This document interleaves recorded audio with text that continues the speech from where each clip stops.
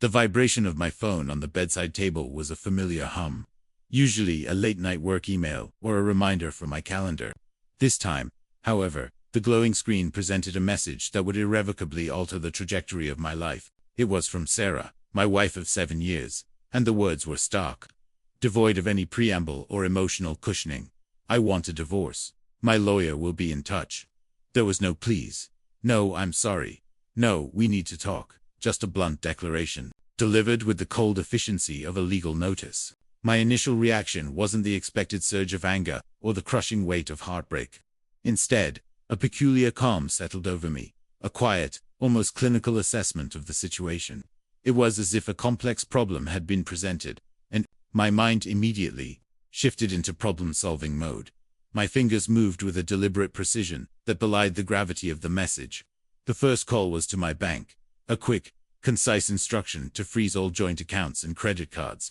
The second was to my personal attorney, a brief summary of the text and a request for an immediate consultation the following morning.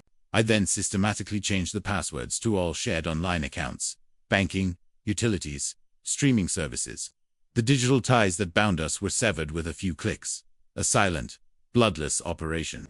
I walked through the house, gathering important documents, property deeds, investment statements, insurance policies. Each file was placed into a secure, fireproof box, a tangible representation of the boundaries I was now erecting. There was no shouting, no confrontation, no dramatic scene. Just the quiet, methodical execution of a plan that was already forming in my mind.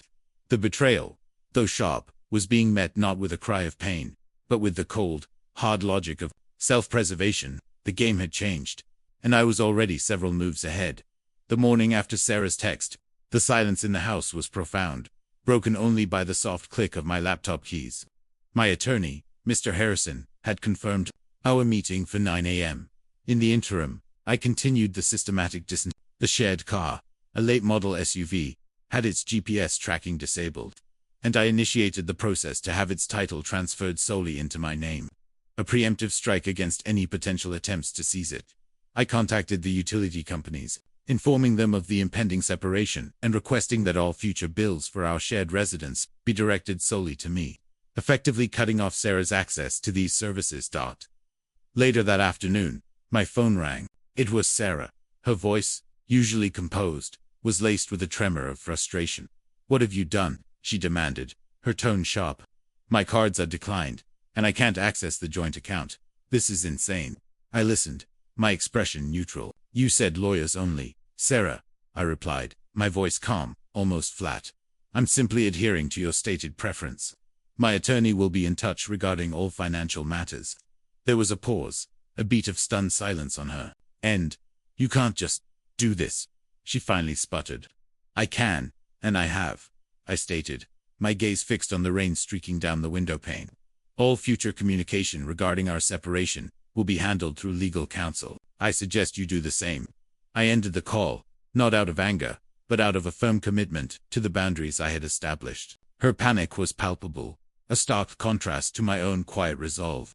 The initial shock of her text had given way to a methodical execution of consequences, and she was only just beginning to feel the chill of the silent shutdown.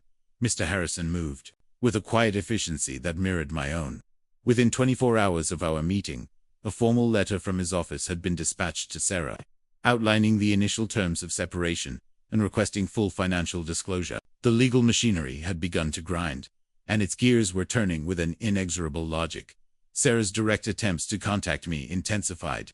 My phone buzzed with a flurry of texts, each more desperate than the last. "Please, we need to talk. Just us. This is crazy. You're ruining everything. I never meant for it to go this far." I read them, but did not respond. My resolve was unwavering. Each message was forwarded to Mr. Harrison, a growing dossier of her attempts to bypass the legal process she herself had initiated. One evening, she appeared at my door, her face streaked with tears, her voice a raw whisper. "I made a mistake," she pleaded, reaching out to touch my arm. I stepped back, maintaining a respectful distance. "Sarah," I said, my voice even, "all communication must go through our attorneys. You made that clear." Her hand dropped, and her eyes, wide with a mixture of despair and dawning realization, stared at me. The emotional appeals, the attempts to rekindle a past connection, were met with an impenetrable wall of legal protocol. The power had shifted. She was no longer dictating terms. She was reacting to mine, and her desperation was a testament to the effectiveness of my silent, strategic withdrawal. The initial legal skirmishes quickly gave way to a more structured, strategic phase. Mr. Harrison and I spent hours meticulously dissecting our financial landscape.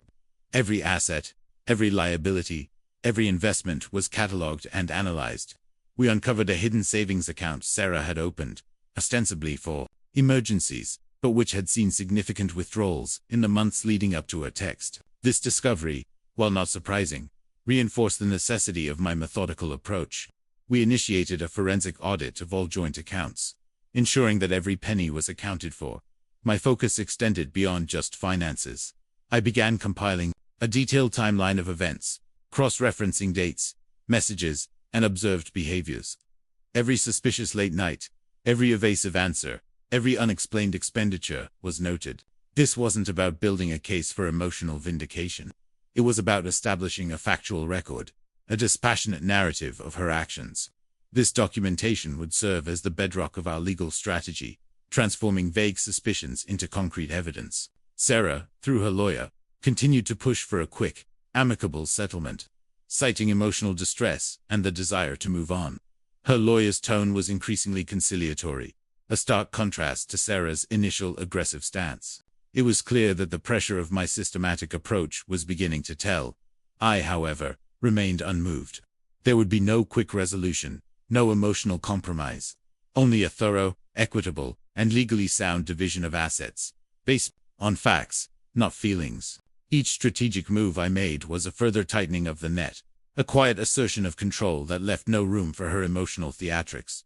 As the legal process dragged on, Sarah's attempts to bypass direct communication shifted to indirect channels. The first call came from her best friend, Lisa, a woman I had considered a close confidant. "You're being so cruel." Lisa's voice wavered, a practiced blend of concern and accusation. "Sarah is devastated. Can't you just talk to her, for old time's sake?" I listened patiently, then responded with a calm, measured tone. "Lisa, this is a legal matter now. All discussions need to go through our respective attorneys."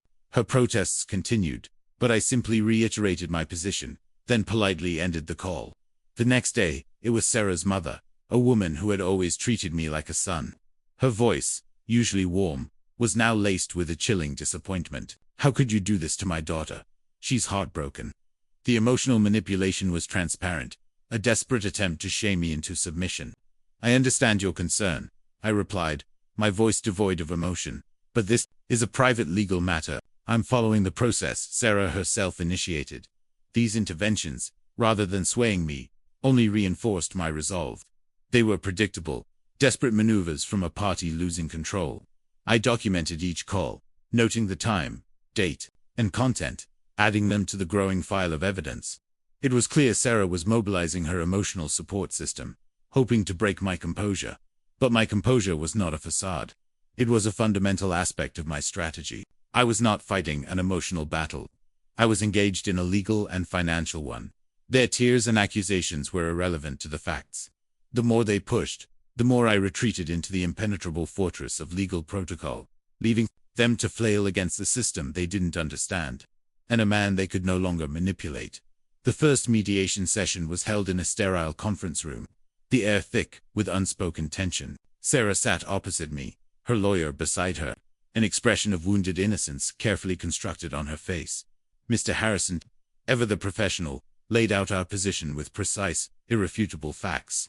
He presented the financial discrepancies, the documented timeline of events, and the clear evidence of her initial demand for a legal separation. Sarah's lawyer, in turn, attempted to paint a picture of emotional distress, of a woman blindsided by a cold, unfeeling husband. He spoke of irreconcilable differences and the pain of a broken marriage, attempting to shift the narrative from financial accountability to emotional melodrama. I remained silent, observing when it was my turn to speak. I did so, with a calm, measured tone, addressing only the facts. I confirmed the dates, the figures, the specific instances of communication. There were no accusations, no emotional outbursts, just a steady stream of verifiable information. Sarah, unable to counter the factual assault, grew increasingly agitated. Her carefully constructed facade began to crack, her voice rising.